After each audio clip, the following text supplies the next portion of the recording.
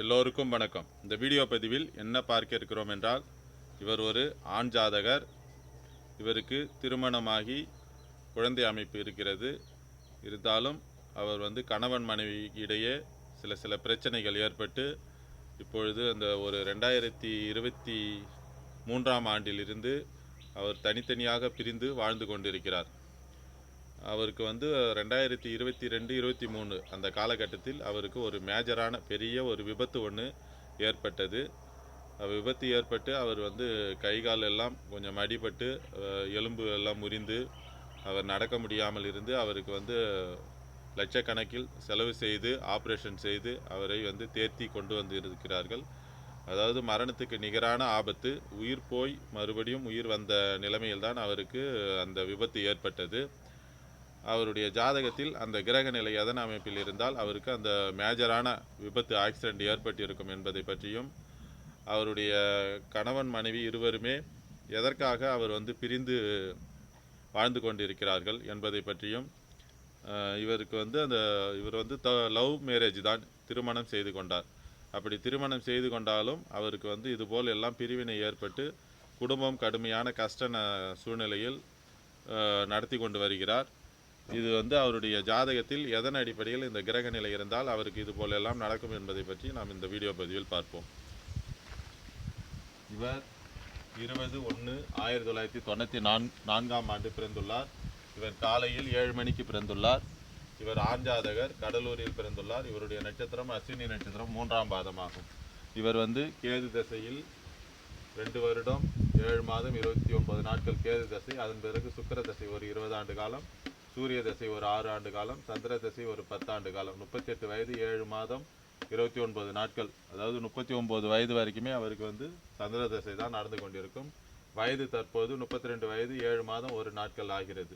இப்பொழுது நடப்பது சந்திர தசையில் குரு புத்தி 19/12/2026 வரைக்கும் அவருக்கு நடக்கிறது. இவர் மகர லக்கணம். லக்கணத்திலே சூரியன், புதன், சுக்கிரனும் புதனும் அஸ்தங்கமாகும். அதே மாதிரி 12ஆம் இடத்தில் செவ்வாய் இருக்கிறது. செவ்வாயும் அஸ்தங்கம். டிகிரி கணக்கில் லக்கணத்தை தொட்டுக்கொண்டு இருப்பார் அந்த செவ்வாய். சனி 2ஆம் இடத்தில், 4இல் சந்திரன், 5இல் கேது, 10இல் குரு, 11இல் ராகு, 12இல் செவ்வாய் ஆகும். இவருக்கு இந்த சுக்கிர தசை சிறு வயதிலேயே சுக்கிர தசை நடந்தது. 22 வயதுக்குள்ளே அவர் இளம் வயதிலேயே சுக்கிரன் 5ஆம் அதிபதியான சுக்கிரன் காதலை தரக்கூடிய அமைப்பை தருவார்.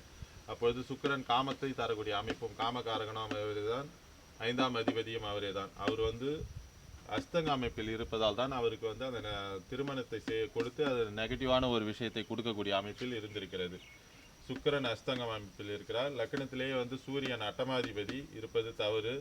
அதேபோல் புதனும் 6ஆம் அதிபதியாக இருப்பது அவரும் தவறு. சூரியன் புதன் இவர் எல்லாம் இருந்து இந்த சனியினுடைய மகர வீட்டில் அமர்ந்திருப்பது தவறான ஒரு விஷயமாகும். நெகட்டிவான எண்ணம் சிந்தனைகளை கொடுக்கும். அதேபோல் செவ்வாயும் அஸ்தங்க அமைப்பில் அது டிகிரி கணக்கில் லக்கணத்துக்கும் 12ஆம் இடத்திற்கும் அந்த கார்னரில் இருப்பார்.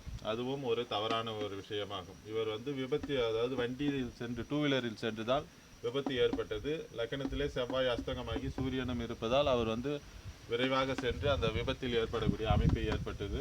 அந்த லக்கணத்தில் அட்டமாதிபதியும் 6ஆம் அதிபதியும் இருப்பதால் சிறு வயதிலேயே அந்த சுக்கிர தசை 5ஆம் அதிபதியான சுக்கிரன் அந்த திருமணத்தை கொடுத்தது.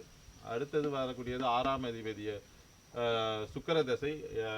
சுக்கிர தசை முடிந்த பிறகு சூரிய தசை 8ஆம் அதிபதியான சூரியன் லக்கணத்தில் அமர்ந்திருப்பது தவறான ஒரு விஷயமாகும். நெகட்டிவான எண்ணம் சிந்தனை அதெல்லாம் தரக்கூடிய இடம்.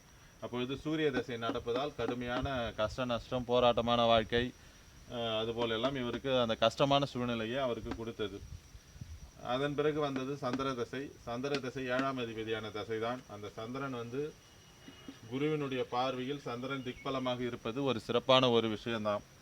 ஆனால் இந்த சனியினுடைய பார்வை அங்கே விழுவது தவறான ஒரு விஷயமாகும். அதே போல் அந்த செவ்வாயினுடைய 4ஆம் பார்வை அங்கே ஓரளவுக்கு விழும். சனியினுடைய 3ஆம் பார்வை சமசப்தமாக சந்திரனுக்கு விழும். அப்போ 7ஆம் பாவகத்தை சூரியன் புதன் சுக்கிரன் பார்ப்பது தவறு, செவ்வாயும் பார்ப்பது தவறு.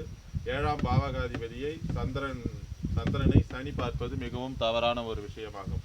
இந்த குரு பார்ப்பதால் அவருக்கு ஓரளவுக்கு அந்த பிரச்சனை அதிகமாகாமல் பிரிந்து வாழக்கூடிய அமைப்பு. இன்னும் டைவர்ஸ்லாம் வாங்கவில்லை. தனித்தனியாக மன கஷ்டத்தின் அடிப்படையில் தனித்தனியாக பிரிந்து வாழக்கூடிய அமைப்பை இந்த உருவாக்கி இருக்கிறது. இந்த குருவினுடைய பார்வை இல்லாமல் இருந்தால் அவர் வந்து அந்த டைவர்ஸ் கோர்ட்டு கேஸ்ன்னு போய் பிரிவினையை பிரிந்திருக்கக்கூடிய அமைப்பு உருவாகும். சனி கடுமையாக பாவத்துவ அமைப்பில் இருந்து சந்திரனை பார்ப்பது மிகவும் ஏழாம் பாவகாதிபதியை சந்திரனை பார்ப்பது மிகவும் கடுமையான பாவத்துவ அமைப்பாகும்.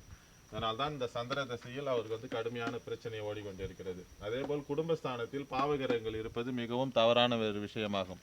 லக்னா 2ஆம் அதிபதியாகவே இருந்தாலும் அந்த சனி குடும்பத்தில் இருப்பது தவறான ஒரு விஷயமாகும். குடும்பத்தை அந்த கெடுக்கக்கூடிய அமைப்பை உருவாக்குகிறது. இவருக்கு வயது தற்போது 32 வயது முடிந்து 7 மாதம் ஆகிறது. சந்திர தசை குரு புத்தி. குரு வந்து 3ஆம் அதிபதி 12ஆம் அதிபதி.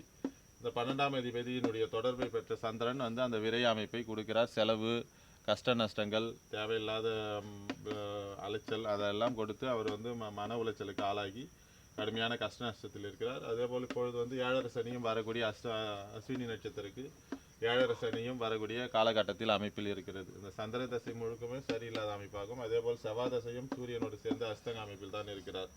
அவரும் ஒரு தவறான ஒரு விஷயமாகும். இதுபோலெல்லாம் கடுமையாக பாவத்துவ அமைப்பில் இருப்பதால் அந்த குடும்பம் கஷ்டப்பட்டு கொண்டு இருக்கிற சூழ்நிலை உருவாகி இருக்கிறது. 7ஆம் பாவகம் 7ஆம் பாவகாதிபதி கடுமையாக பலவீனம்.